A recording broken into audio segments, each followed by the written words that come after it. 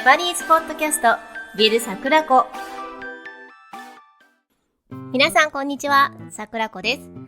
ジャパニーズポッドキャストWith 桜子を聞いてくださりありがとうございます。このポッドキャストは日本語を勉強中の方へ向けたポッドキャストで、日本の文化や行事、食べ物や私の体験など日本の日常を日本語でお送りしています。この動画にはすべて漢字に振り仮名と英語の翻訳がついているので、リスニングやシャドーイングに活用してくださいね。皆さん、突然ですが、習い事を何かしていますか？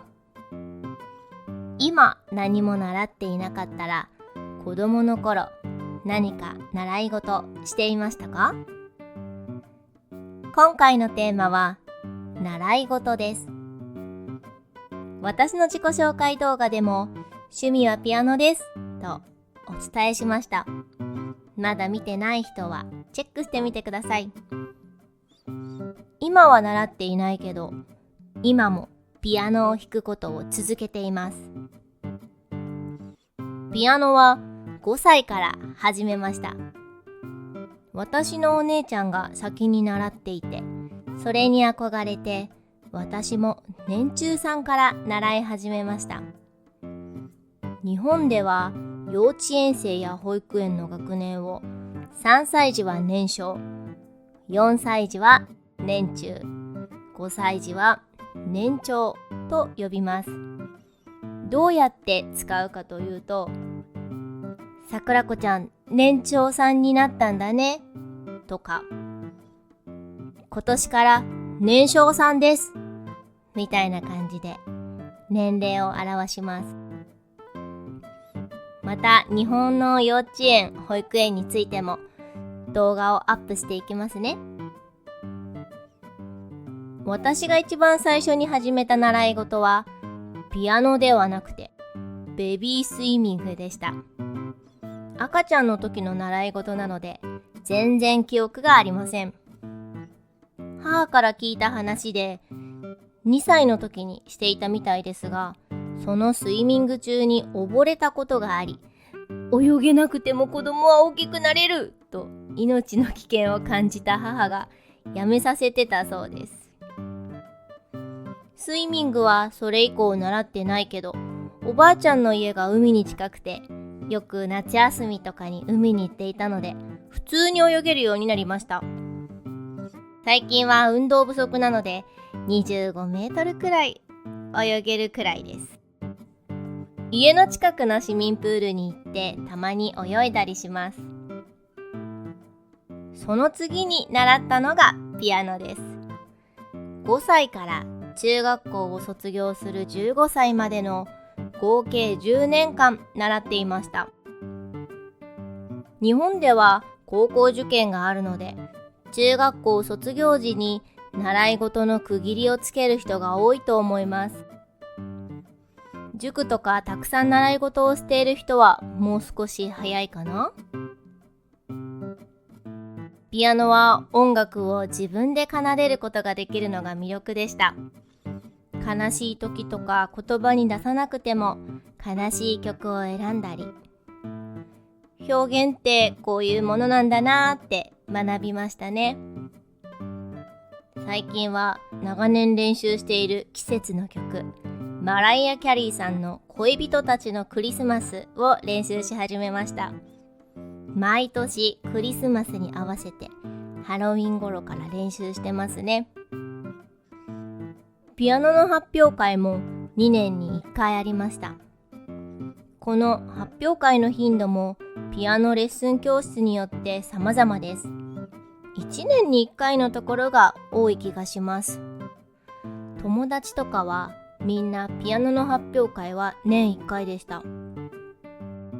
私の習っていたところは冬に発表会でしたが、夏に発表会をするところも多いです。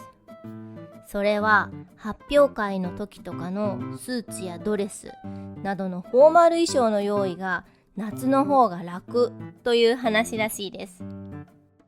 日本では音楽系の習い事だとピアノが多いんですが、海外、ヨーロッパだとバイオリンとかも人気なのかな？どうでしょう？私がドイツに行った時、道端でバイオリンを弾いてる子供が何人もいました。かっこいいって思って聞かせてもらいました。音楽の国はクラシックも盛んなんだなーって思った記憶です。バイオリンかっこいいので私も習いたいなーって思っています。日本でのバイオリン教室は教室自体が少ないのでお月謝も高いです。1ヶ月1万円くらいかかるので、もう少し余裕ができたら習いたいです。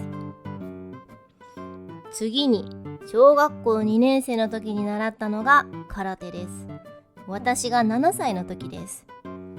弟が5歳の年長さんになって空手を始めたいとのことで一緒に私も習い始めました。空手は日本の武道という動画でもお話ししましたけど、礼儀や作法が身につく習い事として人気があります。体も強くなるし、護身術にも活かせます。私は1年くらいでやめてしまいましたが、礼儀や作法は身につきました。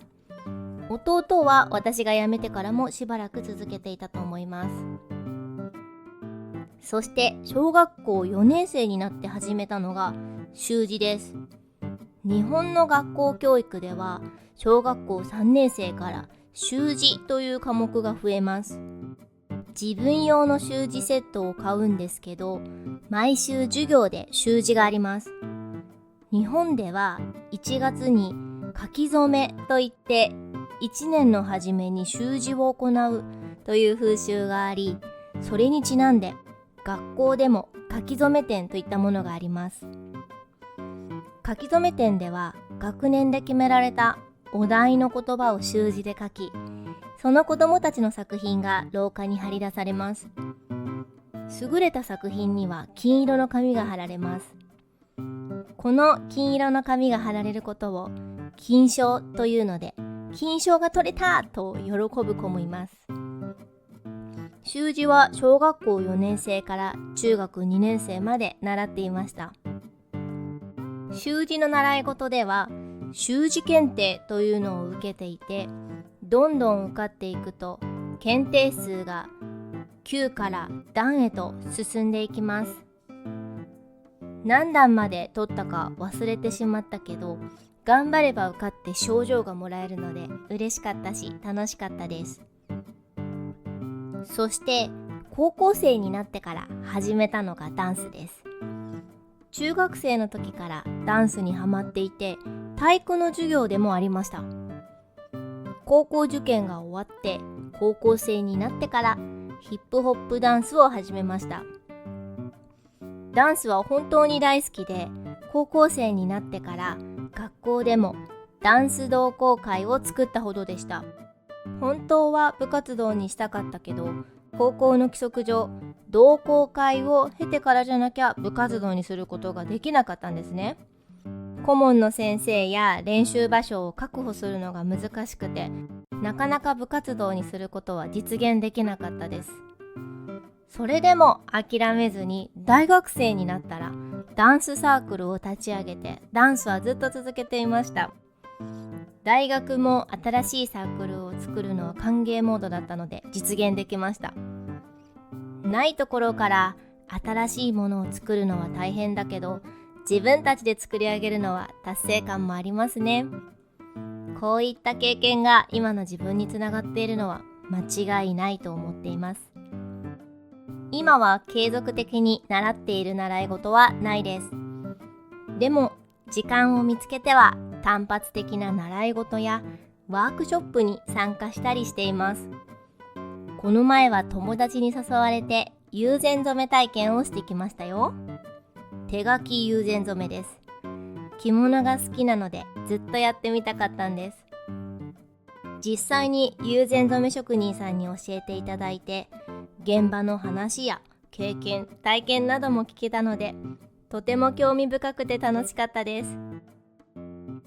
友禅染めはコツをつかめば楽しく塗れます。けれど職人さんレベルに到達するのはなかなか大変な世界ですね。こういったワークショップや体験会は自分の好きなことを掘り下げる機会になるので、とてもいいですね。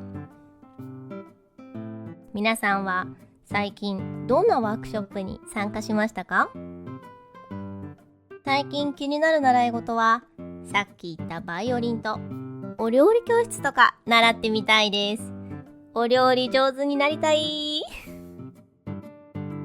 今回のお話はここまでです。最後まで聞いてくれてありがとうございました。皆さんの習い事の思い出は何ですか？ぜひコメントで教えてください。次回の動画でお会いしましょう。まったねー。